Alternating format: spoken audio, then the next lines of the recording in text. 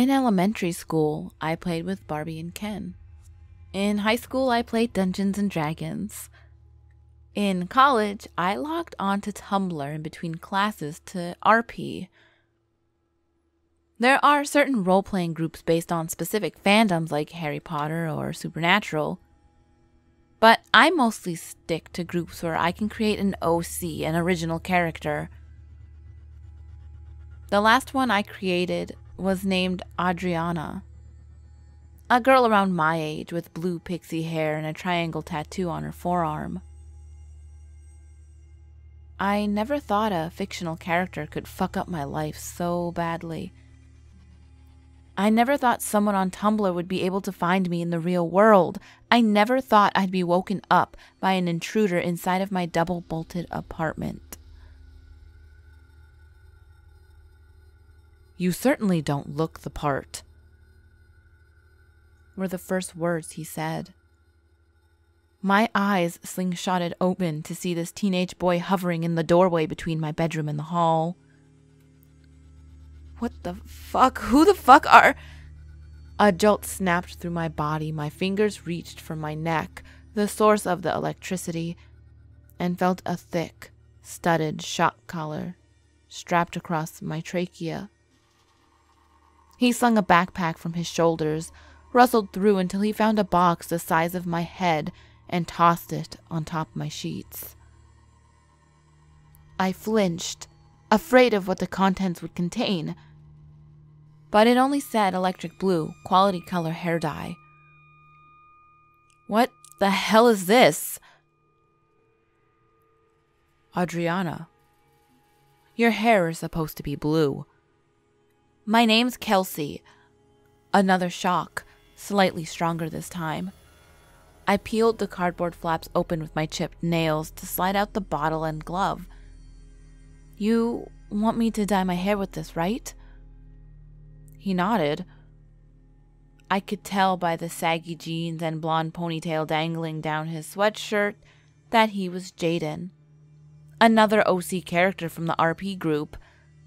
His character had a crush on mine. They spent an evening at her place eating ice cream and swapping stories about their pasts. They kissed at one point, but got into an argument soon afterwards, and it got violent. The night ended with a gunshot, which was common for my RPs. I made my characters badass to make up for how fragile I felt in real life.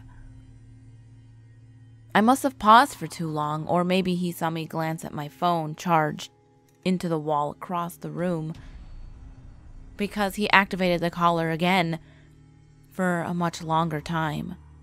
Tears pricked my eyes from the pain. Seeing no other option, I rose with my supplies and he followed me step by step. When we reached the bathroom, I applied the color and sat in silence. I only spoke to ask permission to retrieve my phone to use as a timer and to sneak an SOS text to my boyfriend, but he refused. He used the one on his phone instead. His case held a pop socket with a picture of a bloody handprint across it. When it beeped, signaling my time was up, I shoved my head under the sink. I debated whether sliding my neck under the water would deactivate the collar or electrocute me to death, but before I can even make an attempt, he yanked me by the arm. "Now cut it," he said. "Excuse me?" He rummaged through his bag for a colossal pair of scissors. "You told me you had a pixie cut, Adriana." I cut my hair for locks of love when I was in elementary school and my hair reached my ass, but rarely got it trimmed. I loved my hair. I wanted to keep my hair. My stylist always had to beg me to cut off the dead ends because I didn't want to lose any length. "Okay, fine," I said, reaching for the scissors with a plan to use them as a weapon. He shook his head, made a twirling motion with his finger. He wanted to cut it himself. Fuck. I twirled around, the beat of my heart tripling as chunks of my hair littered the tiles below. It only took 2 minutes. 2 minutes to destroy the hair that took decades to grow.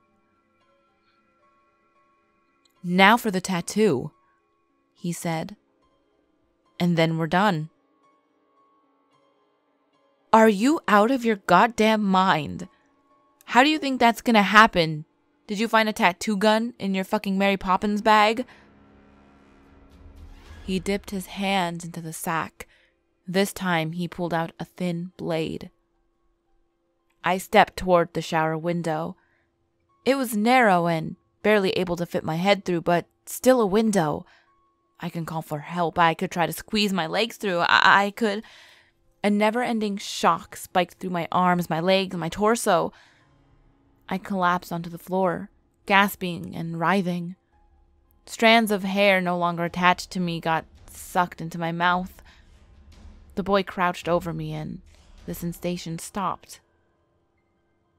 I felt him grab my hand, spread out my forearm, dig a line through my skin, then another, and another. The blood slumped onto the floor, making a trail across my skin. It stung. It felt like my organs wanted to run away there, even if that meant leaving me behind. Satisfied with my makeover, Jaden said, "Your apartment is cute, and you're really nice. Oh wait, did I get that backwards?" The same words from the RP. I thought they were stupid the first time, but hearing them out loud made it worse. A socially awkward psychopath. What a cliche. "How long is this gonna last?" I asked, finding the strength to push myself into a sitting position. "I played dress up for you. That should be enough." "That's not your line." "What?" "It's time for your lines." He actually expected me to follow the script line by line, as if I had memorized our fake conversations. I guessed at what my character would have said in the moment. Something about compliments not working on her, and that satisfied him. Luckily, he gave me some leeway. I didn't have to remember the words exactly, as long as I got the point across and progressed the story in the right direction. He seemed content. My mind traveled elsewhere as we went through the motions. We ate ice cream, we chatted about our makeup pasts. I spoke from muscle memory while thinking of ways to escape, to outsmart him. I fast-forwarded through the story in my mind. Our characters had shared a few kisses while watching Netflix on the couch. Then he tried to reach under my skirt, and I threw a fit about him moving too fast. My character threatened to throw him out of the apartment, but he refused to leave. So she reached for her gun hidden beneath her couch cushions. A stupid place to hide a weapon, but convenient for my character. He tried to wrestle it from her hands, accidentally pushing the trigger, and a bullet hit the ceiling. They kept fighting for the weapon, and then I realized we never finished our conversation. Between classes and my part-time job, I barely got time to log on to the Roleplay account. And even when I found a spare minute or two, I talked to other people first because, honestly, his writing sucked. Is that why he showed up? To finish the story? To see how it would end? He slid closer to me on the couch, signaling it was time for the kiss. I swallowed my disgust and leaned into him with an open mouth. Even though my character shoved him away at this point in the story, I inched closer to him so I can feel beneath the cushions. I hoped he wouldn't mind the derailment of the story. I hoped the kiss would distract him long enough. When I reached the crease in the center of the couch, my fingers brushed against the metal. I was right, it was there. He had stored it there. With my eyes closed, I pulled the gun from my cushions, fumbled with the safety, then broke the kiss so I can aim. Before he could activate the collar with the device hidden in his palm, I did the only thing that could save me. I made the night end with a gunshot.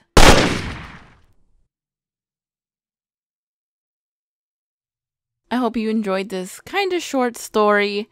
I really liked it just because, in high school, I used to roleplay so much on freaking AIM, Instant Messenger. Oh my god. So it just kind of hit me in the feels and the remembrance, nostalgia, I guess, with this story, with the role-playing and stuff. So, yeah, did you ghouls ever roleplay when you were younger or now? Because I know a lot of you are kind of like teenage years. Let me know, because I'm curious, because I want to know if it's just like a nerdy person thing or if just like everyone does it.